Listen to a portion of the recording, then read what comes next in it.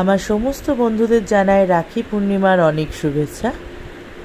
তোমরা নিশ্চয়ই রাখি খুব ভালো কাটিয়েছ, আমিও খুব ভালো কাটিয়েছি। আমাদের বাড়িতে রাখিতে ভীষণ মজা হয়। তো এটা রাখির দিনেরই ব্লগ।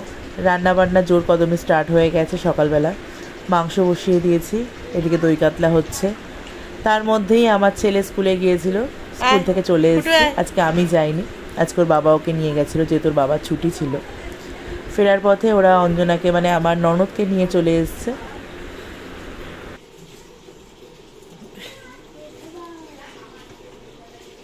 স্কুল হয়ে গেল বাবা?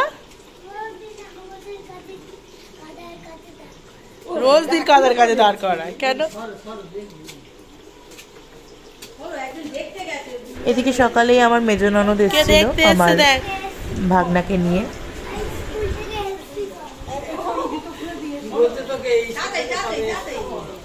আমার ছেলে জানতো না যে ও এসছে, তাই ওকে দেখে শক হয়ে গেছিল। এ দুষ্ট, এটা কে? ওটা কে? ও মামা, ওর এটা এটা এটা এটা ধরে ধরে একটুখানি দুজনকে নাও নাও নাও।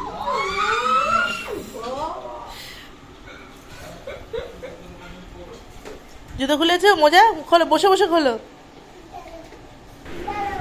ও দুষ্টুকে মানে আমার ননদের ছেলেকে, ওর ভাইকে আর দাদা ভাইকে খুব ভালোবাসে। তো এখানে আমার পোস্ত দিয়ে আলু ভাজা চলছে, আর একটু চিংড়ি মাছ বানিয়েছিলাম। ভেবেছিলাম মালাইকারি করব, কিন্তু নারকেল ছিল। লাস্ট মোমেন্টে নারকেল ভাঙার পর দেখলাম নারকেলটা একদম পচা, তো যার জন্য আর নারকেলটা দেওয়া হয়নি। পোস্ত দিয়ে চিংড়ি রান্না করেছিলাম, মালাইকারি হয়নি, কিন্তু একটু অন্যরকম হয়েছিল। তোমাদেরকে দেখিয়ে দিই কী রান্না হয়েছিল। এই যে আলু পোস্ত, ভাইয়ের জন্য একটু আলু ভাজা তুলে রেখেছিলাম। এটা চিংড়ি পোস্ত। এদিকে সকালবেলা মা মুগ ডাল মাছের মাথা দিয়ে করেছিল, এটা মা রান্না করেছিল। আর দই কাতলা বানিয়েছিলাম,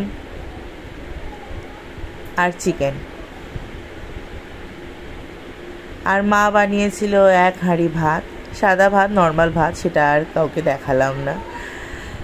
এখানে মা আমার ছেলেকে খাইয়ে দিচ্ছিল, আর এদিকে দুষ্টুকে মেজদি খাওয়াচ্ছিল।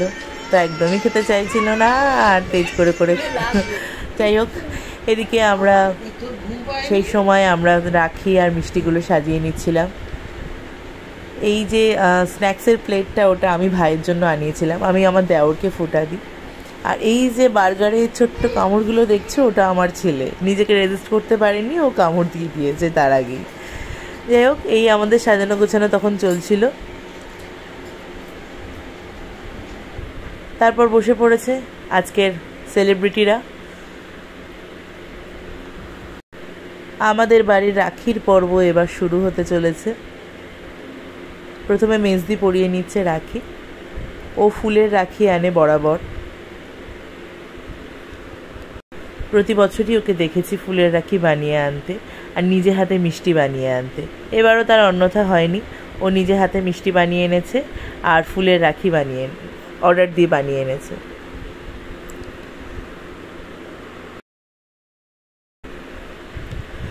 আমার বর মিষ্টি খেতে একদমই নারাজ। ও ছুটে ছুটে অনেকটাই রোগা হয়েছে, যার জন্য একদমই মিষ্টি খেতে চায় না। মিষ্টি কেন, কোনো রকম জাঙ্ক ফুড বা কোনো কিছুই ভাত বেশি খেতে চায় না, একটু পোর্শন কন্ট্রোল করে খাওয়ার চেষ্টা করে এখন। তো মেজদির পর এবারে অঞ্জনা বসবে, মানে আমার ছোট ননদ বসবে রাখি পরাতে। ওইদিকে মা তাড়া দিচ্ছে, তোরা তাড়াতাড়ি কর, কখন খাবি, দুপুর 3টে বেজে গেল, কখন খাবি। আমাদের রাখির আনন্দ আর মিটছে না।